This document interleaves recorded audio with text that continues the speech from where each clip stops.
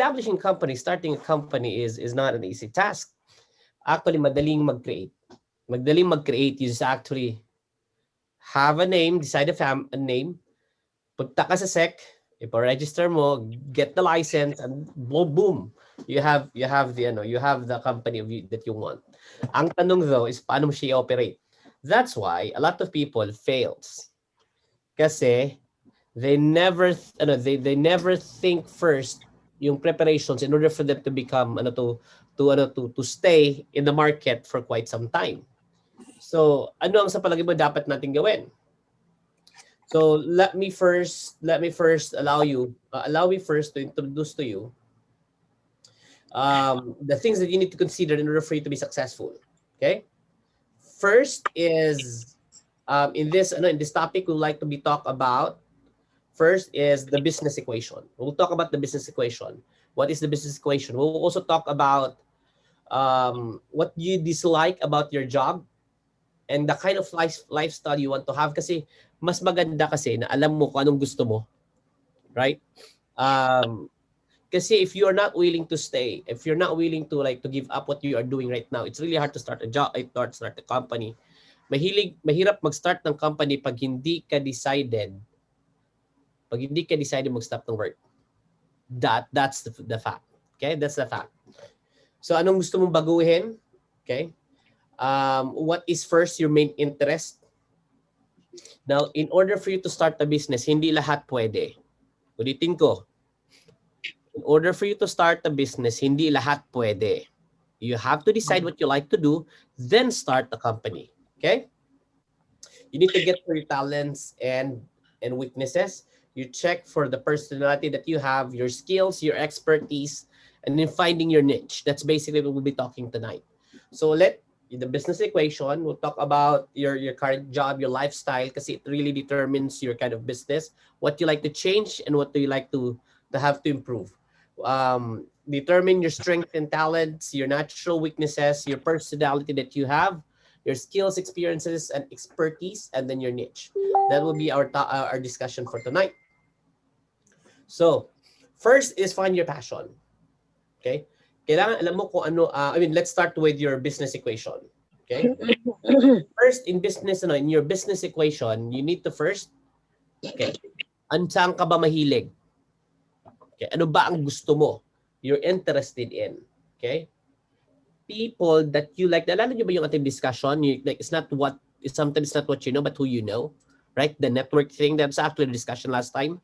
First, ulitin ko the topic that you're interested in. Second, is who do you think the people that you likely most will help you? Okay? Willing to invest to your company. Third, what they say you probably might have. Okay? Next is your solution or answers to the problem that you probably have because of the product that you are offering. Okay? Apat siya ulit. Your business equation goes like this. First, okay, the thing or topic that you're interested in, that's the number one. Second, okay, you should think the people that will help you or willing to invest to you. Number three, okay, the problem that you will be facing in your business. And the last is the solution or the answer that you can provide to that answer.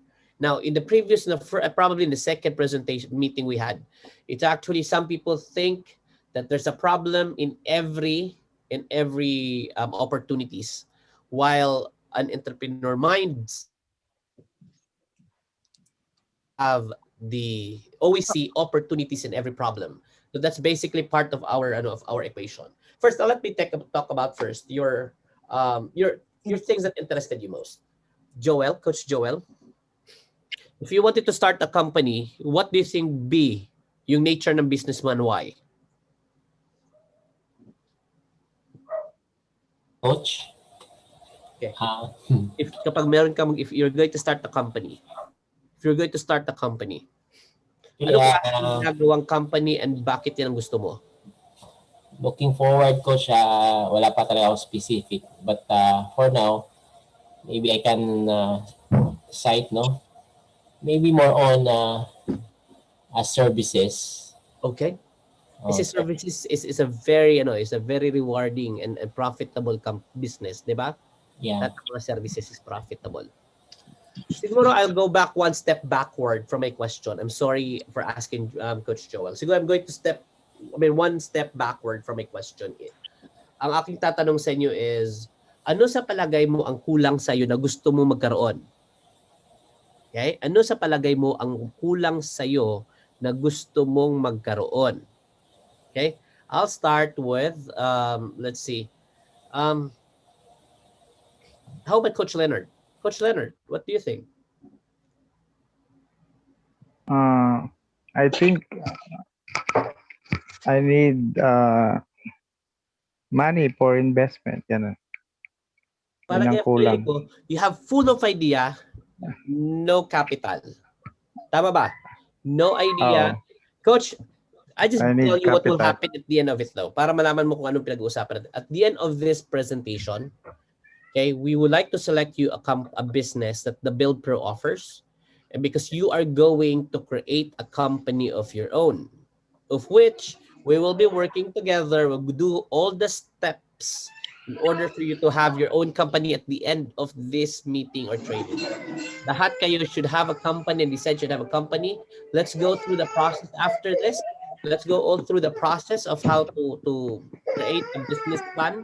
And then you go to how to automate including the registration, because we want to make sure that you will have your own company at the end of this training. Okay? So that's why work with me. Work with me throughout this presentation. Okay? And then we will work together. Is that okay? Sa palagay niyo, okay po ba yan? Okay, let's work with you. Okay. Yes, okay. So sabi ni Coach Leonard, sabi niya, lahat naman siguro, no? Gusto niya ay, marami akong gustong naisip, pero wala naman talagang kapital. Right? So basically, pera. That's basically what's lacking for him. That's understandable, right? How about Coach Virginia? Ano ang lacking para sa'yo, ang kulang sa'yo na you wanted to have?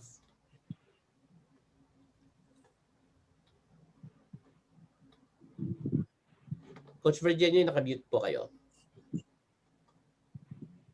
Yes, Coach. Ano po, yung knowledge, siguro po, yun, kasi hindi ko magawa kung paano ko sisimulan eh. Totoo, no? And that's basically, you're right. You know, the information, studies, research, because kailangan meron talagang research in order for you to start a business of your own. Don't worry, we will help you with that. Para at the end of it, though, you can say na you have a good business plan. We will make a business model. We will try to make a business model for you that you can present. I will help you out, promise. I will help you out how to do that for the entire course. I really, really hope that we can squeeze all that information I can provide for you para you will have a very good business presentation, because once you're going to offer it, we want to make it sure that it's workable and feasible. Ayaw natin mag-create kayo ng isang company na it's just a dream, right? Or it's just an illusion. We want to make sure that it should work and you should have it in mind. Okay, that is good. So, so sometimes a lot of people also thinks of lack of time. Iba gusto magkaroon ng maraming oras kasi they're so tied up with work. At uwi sila overtime, it's still not enough. They have to spend time with their family, right? Some of them, they want to go on vacation. It's not possible because of work, right? Some of them somehow really, I'm sure there's a lot of lacking in our lives that we want to find solution to that. Basically, being an entrepreneur is fine, not just about business, coaches. Ulitin ko, when you are called an entrepreneur, it doesn't only entails na magkikreate ka lang ng company. No, it's not. Being an entrepreneur, it means you're going to study lifestyles, you're going to find solution to that, and then find ways in order for you to substitute what you need. What you have in order for you to enjoy what you wanted to enjoy. And that's basically what an entrepreneur is all about. And it's more complex than the way I say it. So, now kanina tanong ko sa inyo, ano ang ayaw nyo this time? Ano naman ang gusto nyo meron kayo at this moment? Okay? I'll ask Coach Angel. Coach Angel, kanina tinanong ko nung ayaw mo or kulang sa'yo. This time, ano naman ang gusto mo ngayon sa iyong situation? Na you really feel, I hope that it would last for quite some time. I hope you are writing it down. I hope you are writing it down. Why? Kasi it is relevant for your decision. Tatanggalin natin ang ayaw, i-stay natin ang meron, gawa natin solution that it would stay for quite some time. Okay? Ano naman ang gusto mo meron ka ngayon at this moment?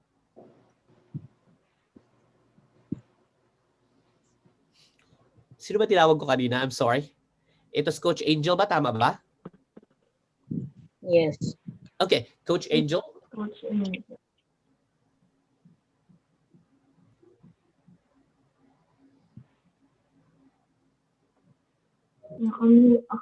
Probably si Coach Angel. Probably Coach Angel is cannot have a concern with the network. How about let's say Coach Edmond? Edmond? No, Coach. Good evening. Magandang gabi po. So ano naman ang gusto mo ngayon sa iyong current situation? Sa akin lang siguro yung talagang willingness ko na ipagpatuloy yung numpisahan ko noon na e-commerce. Coach. Anong klaseng e-commerce ang ginagawa mo? Bale, nagkaroon ako ng sariling store sa Shopify. Kaya lang na ako ng Facebook. Ito, Disable ako kaya hindi ko na ituloy. Tapos sayang. tapos nawalan ng capital kaya yun. Okay. Well, alam mo, it's actually very important to understand. Pero gusto ko pa rin ituloy. Kaya, yeah. sana- So, I think that would be your that would be your edge because you have an experience with e-commerce.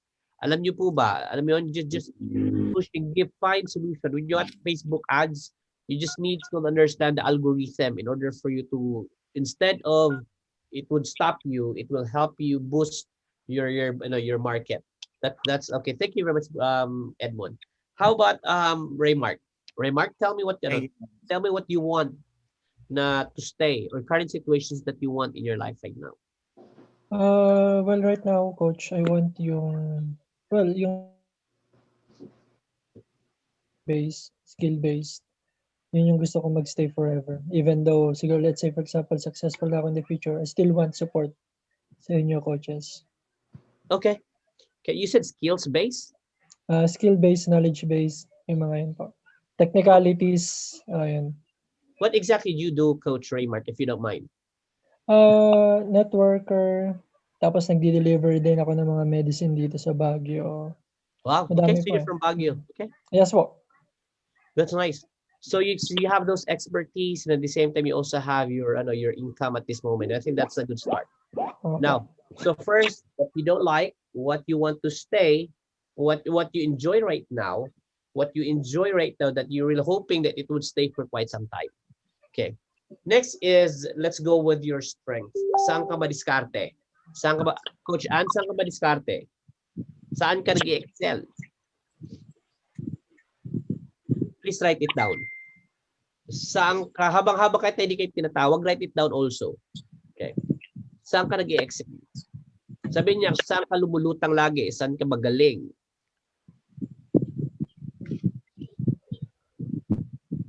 Yung komportable kang gawin. Did I say Coach Ann Hinner? Go ahead, Coach Ann Hinner.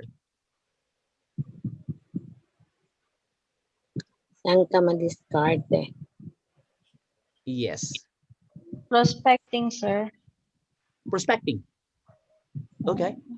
Manap ng mga bagong prospects. Mga gano'n. Prospect clients. So you're somehow comfortable. You're comfortable. You find at ease in prospecting. Tama ba? Yes. Okay, madali lang yan sa'yo. Hindi naman masyado, pero medyo nakasanayan na din kasi since napasok din ako ng sales.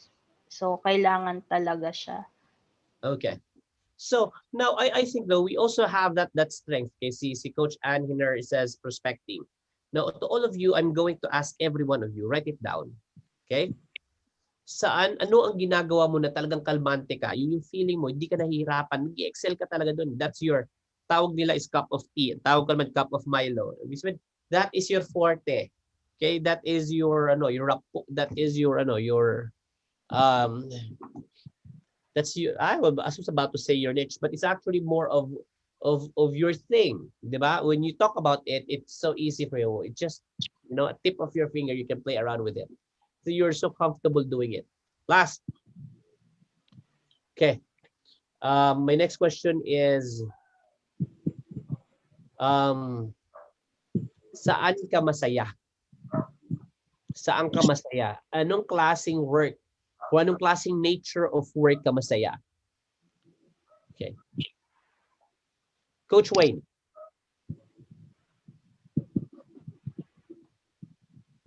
Hello po. Okay.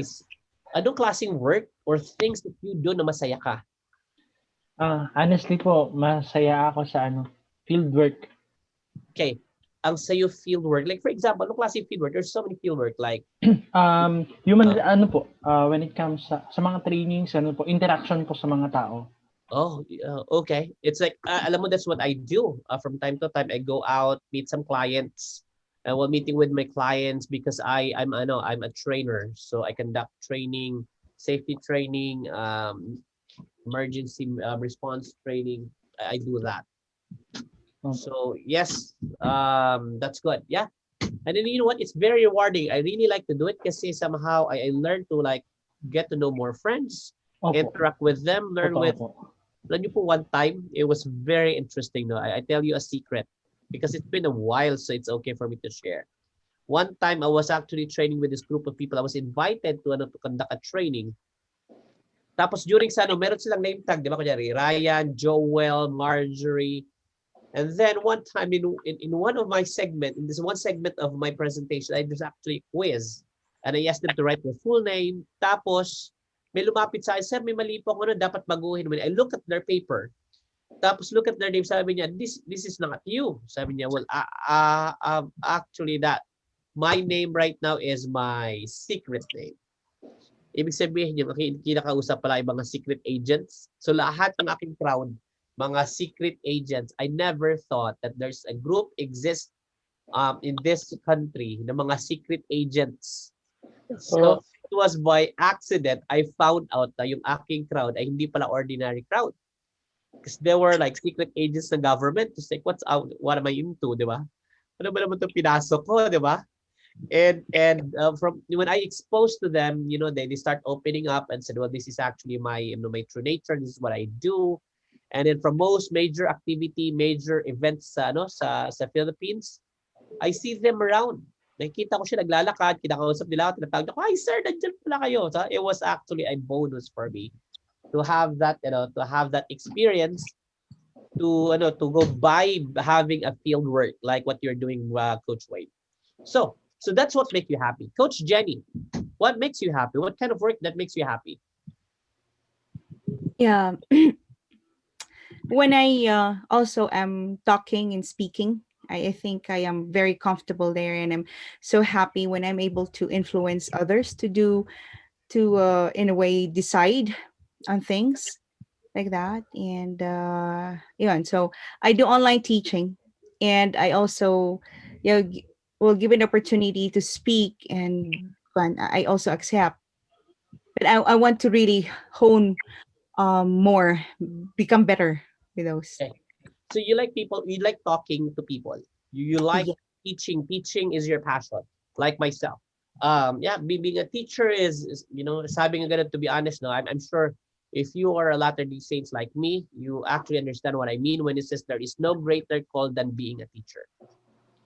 Although somehow it's underpaid or not well appreciated from sometimes, but there is no greater call than being a teacher, because what you do is you mold the character that builds the nation.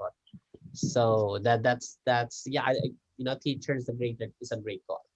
And so you want to hold that, so I actually would like to imagine though, because even if, kasi alam mo ba sa isang business, believe me, like my Coach Brad and I, every day we talk about it, even though we're enjoying what we are doing, but in the business of this company that we're working, the Build Pro, every day we talk about it. We solve problems in a daily basis. And could you imagine if these things we don't like, it doesn't make me happy. We don't have, we don't want to solve any problems, so we don't care. And at the same time, this is not my thing. Diba? Do you think we will stay? Probably it is worth to give up than to stay. Tama ba ako? Yes. Okay. So because that's the reason kasi we really don't want you to fail. When finding this answers to this, is I would like you to come up with a business. Okay? A business that would somehow would satisfy your needs kasi alam niyo po ba, kapag gusto mo, handa mo ipaglaban. Alam niyo yung when I was a teenager, naalala mo yun, naalala ko kasi nung kabataan ko kapag ako'y nagmahal, talaga namang sagad-sagad. Alam mo yan? The reason why I'm doing this is because it talks about commitment. At the young age, I was like a teenager, I was like 16 years old. I'm willing to travel for miles just to see the girl that I like. I really don't care kung ano sasabihin ng parents ko, but I just really wanted to prove to a girl that I'm willing to go as far as I can just to show how serious I am what I'm doing. There's one girl. I hope that you would mind me sharing the story because it's very, very important. And I would like to relate this into falling in love to the things that you do. And I'm sure we have the same experience. But let me share to you, like one time hinatid ko tong babae, sabi niya, hatid lang kita sa bus station. Okay. I was courting this girl. Sabi niya, sige, hatid kita. Then, nung inakyat ko siya nung hinatid ko rin siya sa bus, umakyat siya, sabi niya, I really think may kulang. So I went sa ticket station. I bought the ticket exactly yung number next to her seat. So before the bus will leave sa station, I quickly get in sa bus tapos umupo sa tabi niya. I said, what are you doing? And I said, I just wanted to stay more time with you. Sabi niya, no, I'm going home. I'm going home to Olongapo. Sabi niya gano'n. But that's fine. That's fine. So to make the story short, sumama ko sa kanya hanggang sa Olongapo. That was like about 2-3 hours travel. And I stayed there and tried to help her understand how serious I am. To make the story short, that day, the whole day travel, she became an after. I met her family. I was actually showing how sincere I am. All the questions that her parents asked, I tried to be polite. I tried to be straight and honest to them. And then at the end of it, though, I got the affirmative answer na sige, kami na. And so that was the happiest moment in my life. I would always compare everything that I do with that experience. If I am in love with what I do, hindi lang enough na ihatid ko siya sa bus. I am willing to spend another or more time with it. Diba? Why? Kasi I really feel, diba, that I can do more than just hatid sa bus. Basically, if you like what you do and you think you're happy with it, don't just be satisfied with establishing with the kind of plan that you have. You need to think, you need to spend more time to make it bigger, to improve it, right? Last though, I'm going to share it with you is last thing I would like to share with you is how to validate. Okay. Tell me what you see on the screen, Coach. Ano nakikita niyo sa screen? How to validate your business idea. How to validate your business idea. Yes, that's basic because we all have ideas. Somehow we know the needs. We actually want why is our companies important and why it makes us happy. However, validating your business idea is a very critical steps, okay, that most people miss because what they think is I need to start right now, okay? So you want to make sure that your idea, your plan is a winner before you put your money into it, right? So validating your business idea is one of the critical steps that you should do or that you should take, okay? Unless you take time to test the market ideas like what we are doing right now, asking, yung ginawa ko kanina is a very nice exercise if you see the value of it. Because like it's actually a very nice exercise where I'm going to present my business idea. Kung appealing ba sa inyong grupo, kung appealing siya sa inyong grupo, it also has a big chance that it also appealing to the market. So that's why it's like business presentation. Kanina, it's like business presentation. You are selling your company so that people will be attracted to your ideas And if they're investor, they will invest to it. Or if they are customer or clients, they will buy into your company or your services. Okay? The biggest argument for idea validations or the business validation is we don't want that your money will be wasted. Because basically the reason why we want to put our money into it is we expect a profit. Diba? We want your business to make money so that it would last for long. And it will support you, it will support your family and your lifestyle. Okay? So we want to make sure that your market, your company is selling. It is giving you profit, giving you revenue. Okay? So you need to take time for research, interviews, right? You need to utilize all the resources needed, including Facebook ads, and all the it's all the resources in the network that you can use. Especially you can actually boost your market by utilizing the internet, the online business, para maging para yung marketing niya would expand. Kasi alam mo, ang advertisement is the key for most business to be successful. Okay?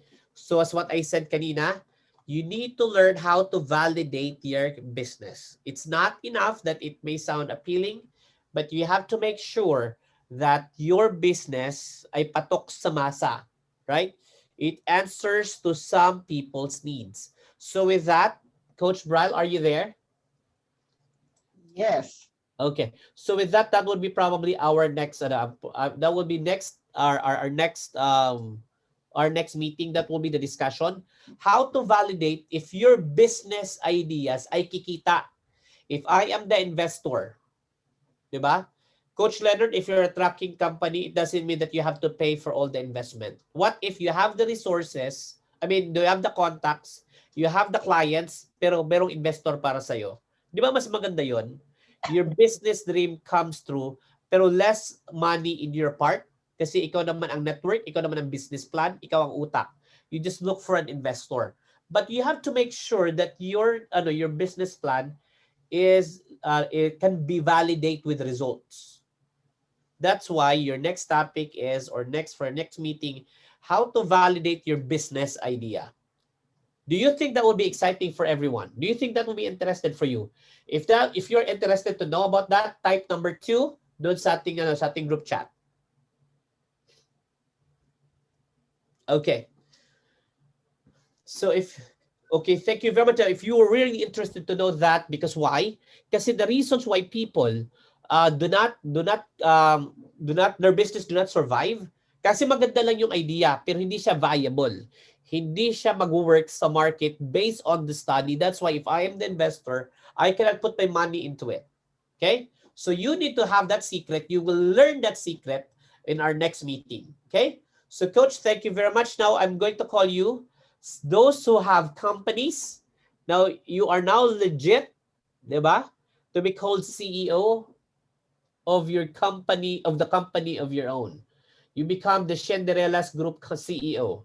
Diba? Mignonet Travel Services CEO. Why? Because that is your company. I would like you to check, okay, your assignment from me. Will you please check sa BIR? Or sa SEC, I'm sorry. Sa SEC, the name of the company kung may katulad.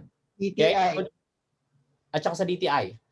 Check kung may katulad kasi the legal process habang nagtuturo tayo will also be moving forward, pushing forward. Okay? Ulitin ko, this will be your company.